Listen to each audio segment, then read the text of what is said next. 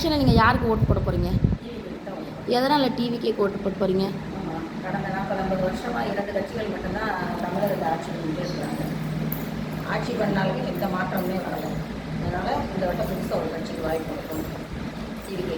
இதுக்கு முன்னாடி 5 வருஷமாக திமுக ஆட்சி பண்ணிட்டு இருந்தாங்க. அதோட சாட்டிஸ்ஃபேக்ஷன் லெவல் உங்களுக்கு எப்படி இருக்குது? சாட்டிஸ்ஃபேக்ஷன் இல்லை. ஏன்? இலவசம் கொடுக்குறாங்க. 1000 ரூபா கொடுக்குறதுனாலையோ, பஸ்ஸுக்கு டிக்கெட் ஃப்ரீ பண்ணி கொடுக்குறதுனாலையோ வாழ்க்கைக்கு உயரம் போகிறது இல்லையா? ஒவ்வொரு குடும்பத்துலேயும் ஒவ்வொருத்தருக்கு கண்டிப்பாக அரசு வேலை இந்த மாதிரி ஏதாவது ஆக்கப்பூர்வமான திட்டத்தை கொண்டு வந்தால் தான் நல்லாயிருக்கும். இலவசங்களை கொடுக்குறதுனால மக்களோட வாழ்க்கை தரம் உயராது.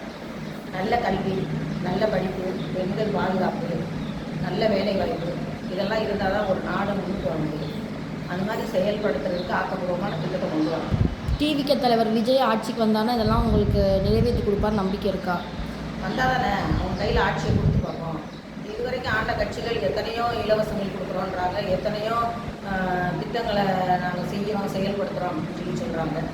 டாஸ்மார்க் ஒழிப்போன்றாங்க. 2 கட்சியுமே மாற்றி மாற்றி ஆட்சிக்கு வந்தாலும் இதை தான் சொல்கிறாங்க. நம்ம டாஸ்மார்க் ஒழிப்போம், நீட் தேர்வை ரத்து பண்ணுவோம், கச்சத்தீவை மீட்கிறதுக்கு நடவடிக்கை எடுப்போம், இதையே தான் சொல்லிக்கிட்டு இருக்காங்க. இதில் எந்த மாற்றமே வரல. வாக்குறுதிகளாக மட்டும்தான் இருக்குது.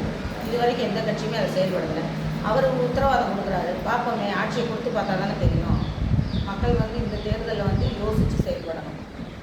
பழைய கட்சிகளை இலவசத்துக்கு ஏமாந்து பழைய கட்சிக்கே ஓட்டு போடணும்னு நினச்சிங்கன்னா எந்த மாற்றமும் வராது. ஏற்கனவே இப்படி ஒரு அரசியல் தலைவரை நம்ம மிஸ் பண்ணிட்டோம். இனிமேல் வர புது கட்சிக்கு ஒரு வாய்ப்பை கொடுக்கும். 5 வருஷம் ஆட்சிக்கு அப்புறம் அவங்க செஞ்சாங்களா செய்யலையாங்கிறத பார்த்துட்டு அடுத்த முடிவெடுக்கும்.